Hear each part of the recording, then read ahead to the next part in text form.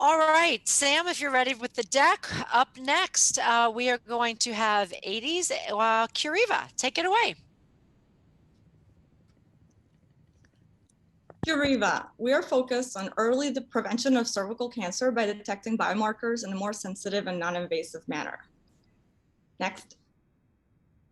Put yourself here. You're in the exam room with my friend Ellie. Her gynecologist walks in, and Ellie finds out that her unusual symptoms are linked to cervical cancer. 7.2 million is the number of women in the United States that are diagnosed with a gynecologic cancer on a yearly basis, and these encompass cervical, ovarian, and endometrial. Our intended indicated market initially is that of cervical cancer. So the 50 million pap smears that occur annually are of high importance to us. More significantly, the 8 million number of women that are still unscreened to date. And so to us, we just want to cross these numbers out or at the very least diminish them. Next, please. Since there's no immediate option for diagnoses, our product, DIA Patch, would diagnose at the point of care step. So within the accurate visit with the doctor, the patient would be able to get faster diagnoses. Next, please.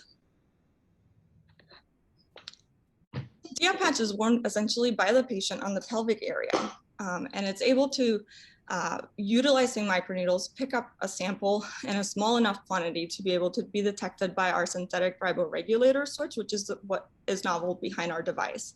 This facilitates sensitivity up to 98%, and the fact that we're able to pick up these signals as early as 30 minutes during the clinical visit.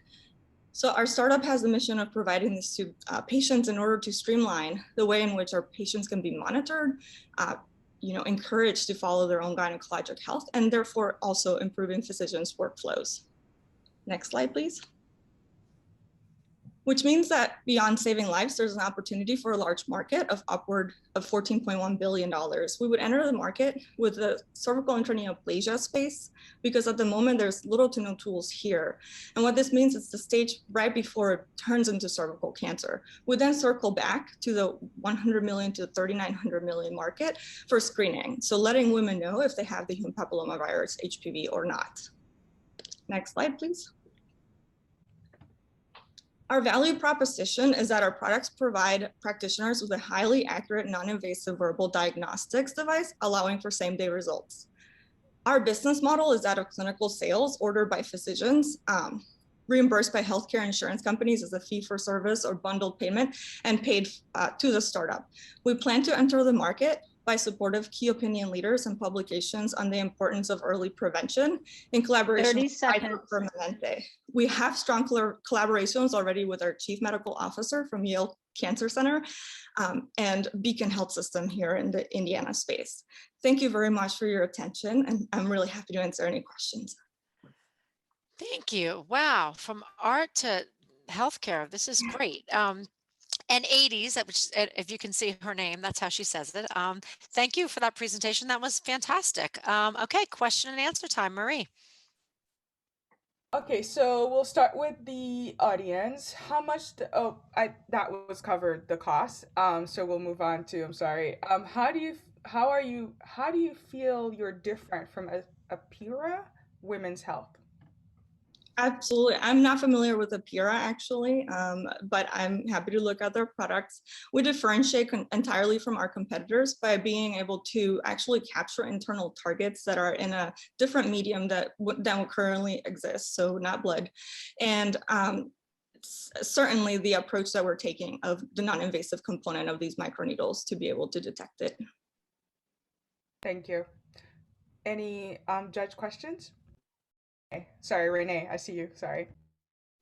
Are you thinking of, like, once you've accomplished this first couple of disease states, are you thinking that your product can expand into like non-invasively detecting other disease states? Certainly, and so this is where we think that our entry market is gynecologic oncology. The main focus is cervical, as you might see, that's the largest global market, but there's so much potential in the ovarian cancer sector. I mean, we did an intensive customer discovery journey in the San Francisco, Silicon Valley area, and all of the gyn-oncs there just wanted to see this done as soon as possible for ovarian cancer.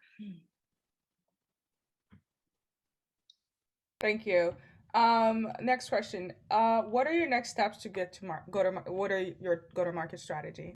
Sure. We have a prong approach to getting to market. Essentially, we want to get to a short-term revenue generating stream, and we're going to do that in the clinical setting. I'm working on getting another collaborator on board from the Mount Sinai space that once we're able to do studies with them, we would be also generating revenue in the 2022 to 2023 timeframe.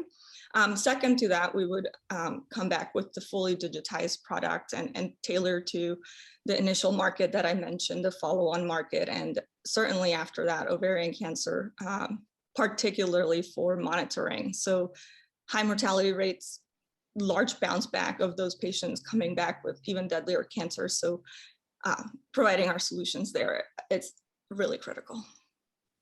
Great, thank you. Fran? Yeah, I'd love to just understand a little bit better, like the actual problem that you're solving, the pain point. So with a pap smear, it usually takes like a week to get results, right? So basically, is the pain point that you're solving just shortening that to same day? I'm just trying to understand, like when you say gynecologists are so excited about it, what gets them excited about this product? Yeah, so gynecologists have, from a medical standpoint, I'm sure some of our other founders will relate. They just want to be able to provide services for their patients in a more streamlined manner. So they've mentioned how many of their patients are lost just because they don't have that thread of common education post the time they leave their office, or even facilitating, you know, a really simple referral to a gyn-onc if they do have a positive result. So they're just very excited to, one, highlight the accuracy. So if it's not accurate enough and you can't do it quicker at that same accurate rate, we don't want to talk to you, right? But we feel that our company has the ability to do both.